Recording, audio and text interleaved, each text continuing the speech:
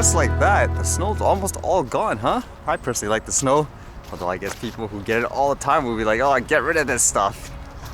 And what's going on today? I actually read this one, was kind of interesting at first. Basically, it talks about drone deliveries, and again, it's another news story about golf courses, I guess, implementing drones to deliver various stuff, which is kind of interesting. Why golf courses?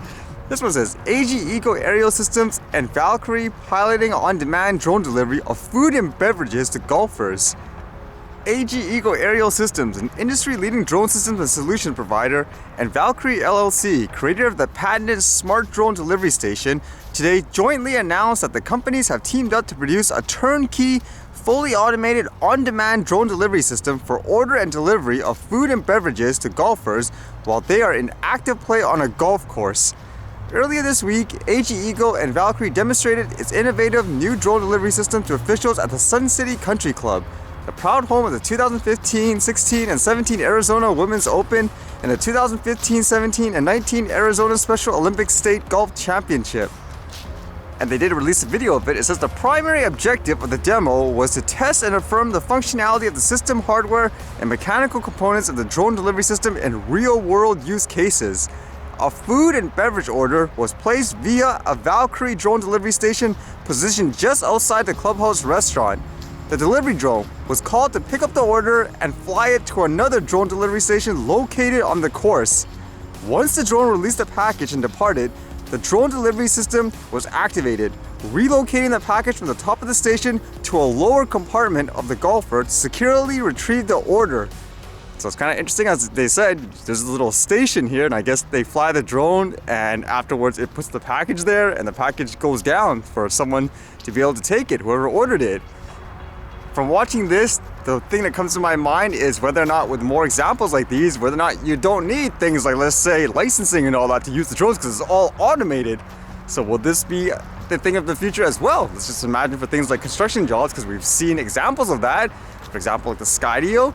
You put a dock station there, it'll fly out, capture whatever time-lapse videos, and go back in and recharge. So would you not need anyone to actually be certified to operate the stuff, which that is the case in many places now, where they say if you want to fly this, then you need to go through all this exam and all that. Are golf courses usually reserved for like the elite and the rich or something? Is that why these things are implemented in these places first, just by the sounds of it with all the news? And in terms of things like drone exams and the regulations here in Canada, as people know, the transport minister here, the Marc Garneau, initially he said to the public, oh, he had a nightmare scenario or something like that a drone's gonna hit an airplane. Then all of a sudden, these crazy regulations and stuff came out. And a lot of people will say it's ridiculous, it's over the top, it's not based on facts. As well, I guess it's up for debate, because by the sounds of it, the guy's never flown a drone. It doesn't sound like he's very technically knowledgeable about it. And you could say it's because of commercial interests, lobbyists, etc., that made things the way they are. But apparently, recently too, he was actually replaced. He's no longer the transport minister. He's now like the foreign affairs minister, and he's basically replaced by this guy. I don't know if I'm saying the name correct, Omar Alghabra. So he's the new transport minister now, huh? First in the US, the lady got replaced, or she quit or resigned, and now this one, huh?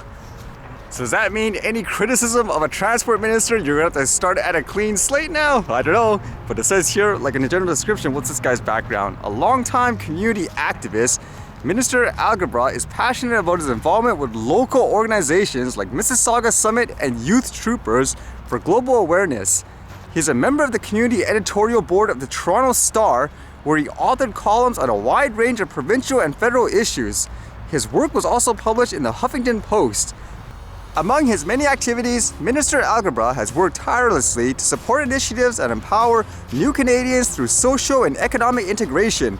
He has worked in various roles with General Electric Canada, Envelope Power, and the Ontario Energy Board. A mechanical engineer by trade, Minister Alghabra holds a Master of Business Administration and a distinguished visiting fellow with the Faculty of Engineering and Agricultural Science at Ryerson University.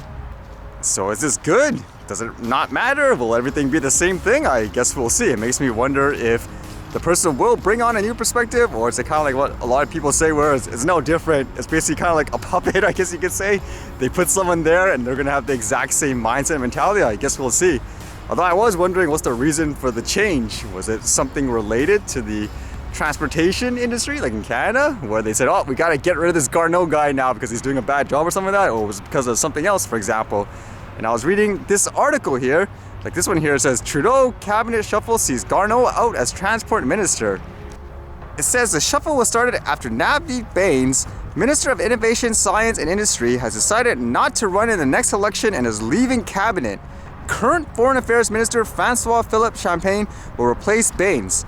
Omar Alghabra will be promoted to the cabinet to take over as transport minister. Garneau announced new testing requirements on New Year's Eve, which many have criticized as a hastily put together plan and done without consultation from the travel industry. Well, doesn't that sound familiar? No consultation with, I guess, people where the regulation and stuff affects largely. Many travelers already out of the country at the time were unaware of the new protocols, resulting in a mass confusion and some being denied boarding. So there's kind of two examples there, I guess. You could use one is basically, like I said, a cabinet shuffle because someone else is quitting in another department. Two, it could be because various people are upset with them, like they said, the travel industry, no consultation or whatever. The only other thing I can think of, which happened recently, was the racism investigation stuff in Transport Canada. To my knowledge, that thing went on forever, years and years and years. And then I guess just recently, because of all the anti-racism stuff like that in the news, then you do something about it, I guess. Well, maybe that was a factor too, in terms of the racism stuff. I don't know. But in general, if there's a change, will that make a difference in terms of people flying things like drones and stuff? I guess we'll see. Although I don't follow things like politics and stuff much, it makes me wonder, how do you go from a transport minister to a foreign affairs minister? Isn't that completely different in many ways in terms of, I guess, the knowledge and stuff that you would have to do and responsibility? Or is it one of those things where in general it doesn't matter? As long as the guy's a co-politician, they can put him anywhere because they all do the same thing, like I said. Although for that department, hopefully he doesn't start making stuff based on, quote, nightmares. Oh, I can just imagine it now. I had a nightmare scenario of people in certain countries that do this. I saw it in a movie. Oh man, I got an interim law and everything now. Ban everyone that looks like this or does this for a profession. Imagine the most discriminating stuff that will come out of that. You won't be able to get away with it in that department because unlike things like drones, where it's still really niche, you screw up in that, I would imagine everyone would be really upset.